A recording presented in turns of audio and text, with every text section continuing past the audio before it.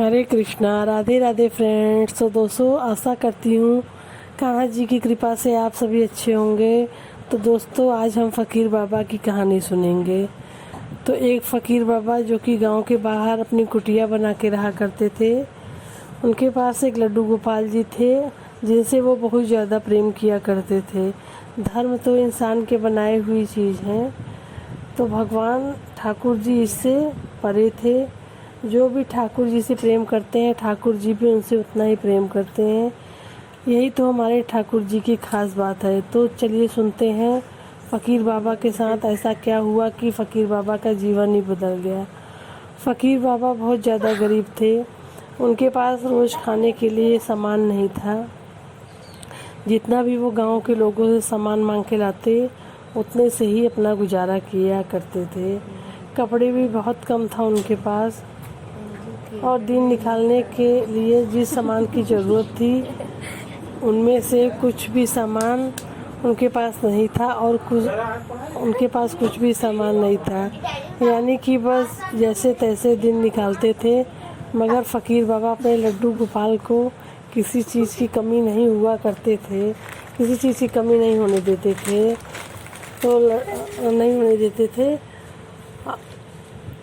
वो क्या क्या सामान उनके पास कुछ भी नहीं था। थोड़ा सा उन्होंने खेती कर रखी थी, और जिसमें से अच्छा अच्छा फल बोते थे वो, जो ठाकुर जी को भोग लगाते थे। और कभी कभी गांव से गुड़ मांग के लाते, उनका भी भोग लगाते। तो ठाकुर जी भी बहुत खुश हुआ करते थे, और उनके द्वारा लगाए गए भोग से ठाकुर जी को तृप्ति मिलती थी। परंतु एक दिन ऐसा हुआ, उस दिन बहुत ज़्यादा बारिश हो रही थी। उस दिन 2-3 दिन तक लगातार बारिश होती रही, जिससे कि फ़कीर बाबा की कुटिया डूब गई। इसी कारण फ़कीर बाबा जी बाहर नहीं निकल पा रहे थे, और घर पर भी उनके पास कोई व्यवस्था नहीं थी खाने पीने की। जब खाने पीने की व्यवस्था न होने के कारण फ़कीर बाबा 2-3 दिन से भूखे ही थे। ठाकुर जी भी 2-3 दिन से भूखा थे। अब जब तीसरे दिन भी बारिश नहीं रुकी तो फ़कीर बाबा से नहीं रहा गया। फ़कीर बाबा जी इस बात का दुख नहीं था कि उनके पास खाने पीने को कुछ नहीं था। इस बात का ज़्यादा दुख हो रहा था कि उन्होंने ठाकुर जी को भोग नहीं लगा पा रहे थे, और न ही उनके पेड़ पौधों पे कोई भी फसल था, न ही बाहर का वातावरण ऐसा था कि वो बाहर निकल सके, क्योंकि चारों तरफ पानी भरा हुआ था। घर में थोड़ा गुड़ भी नहीं था। तो ऐसे में वो क्या करते। फ़कीर बाबा मन ही मन सोच रहे थे कि आज नहीं रुकूंगा, मैं ठाकुर जी के लिए कुछ न कुछ भोग लगाने के लिए सामान और फल अवश्य लाऊंगा,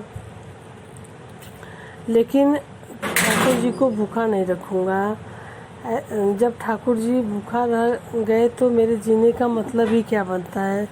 क्या करूं। घर पे रह के ऐसा सोच के ठाकुर जी से बोले, ठाकुर जी तुम इधर ही बैठना, मेरा इंतज़ार करना, और मैं तुम्हारे लिए कुछ सामान लेकर वही वापस आऊँगा, जिससे तुम्हारा भोग की व्यवस्था कर सकूँ। देखिए तो कितना प्रेम था ठाकुर जी से, और भक्त के अंदर ठाकुर जी के प्रति बहुत ही प्रेम होता है। ये कहकर फ़कीर बाबा घर से बाहर निकल गए। बारिश बहुत ज़्यादा हो रही थी, और पानी चारों तरफ भर चुका था, यहाँ तक कि कमर तक उनके पानी आ गया था। लेकिन फ़कीर बाबा नहीं रुके, और वो गांव में लगातार चलते गए, घूमते घूमते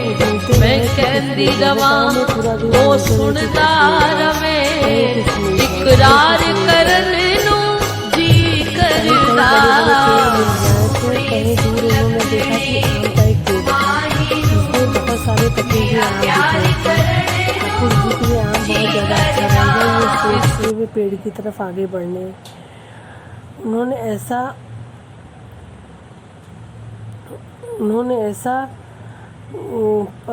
देखा कि पानी भी बहुत बढ़ रहा है, और मुश्किल भी बहुत ज़्यादा बढ़ रही है, और ठाकुर जी के भोग का एकमात्र व्यवस्था यही था। इसलिए वे उसे छोड़ नहीं सक रहे थे, और बड़ी मुश्किल से पेड़ पर से आम तोड़े और फिर वापस आए। वापस जब आए तो पूरी तरीके से वे भीग चुके थे, और उनके पैर में कीड़े मकोड़े चिपके थे। उन्होंने अच्छी तरीके से हाथ पैर धुले, कपड़े चेंज करे, आम को धोकर वे ठाकुर जी का भोग लगाने ही वाले थे। तभी दरवाजे के बाहर से कोई आवाज़ आई कि घर में कोई है, घर में कोई है। फ़कीर बाबा उनके घर में आज तक कोई नहीं आया। ये सोच रहे थे कि घर के बाहर कौन आ गया। और जब उन्होंने घर के बाहर जाके देखा तो एक झोला लेके एक बूढ़े बाबा खड़े थे और देख कैसा लग रहा था जैसे उन्होंने कई दिनों से कुछ न खाया हो। फिर उन्होंने आवाज़ लगाया, घर पर कोई है। फ़कीर बाबा धीरे से बाहर आए और बोले, क्या चाहिए? वो बूढ़ा बोला, कुछ खाने को मिलेगा? आज मैं 2-3 दिन से कुछ भी नहीं खाया हूँ और बहुत ज़्यादा भूख लगी है। मेरे पास खाने के लिए कुछ भी नहीं है। अभी अगर मुझे खाना नहीं मिला तो अगर खाना मिल गया तो शायद मैं बच पाऊँगा। तो मेरा जीवन बचा लो और मुझे कुछ खाने के लिए दे दो। फ़कीर बाबा बहुत ज़्यादा धर्म संकट में पड़ गए। एक तरफ ठाकुर जी 2-3 दिन से उन्हें भोग नहीं लगाया और दूसरी तरफ घर में आए हुए मेहमान भी भगवान का स्वरूप होते हैं, ये उन्होंने सुना था। ऊपर से बूढ़े बाबा इतने दिन से खाए नहीं हैं, कहीं इनके प्राण ना निकल जाए तो वो भी बड़ा पाप लग जाएगा। अब क्या करे, वो क्या करे। और अपने खाने का ऊपर से फिक्र नहीं था, उनको अपने खाने का कोई फिक्र नहीं था। ठाकुर जी और उस बूढ़े बाबा अब किसको आम देना है, यह बहुत ज़्यादा धर्म संकट में पड़ गए। फिर वो ठाकुर जी के पास गए और बोले, ठाकुर जी, एक बूढ़े बाबा आए हैं बाहर, तुम और मैं बाद में कुछ खा लेंगे, लेकिन ये बूढ़े बाबा अगर खाना नहीं मिला तो शायद इनकी मृत्यु हो जाएगी।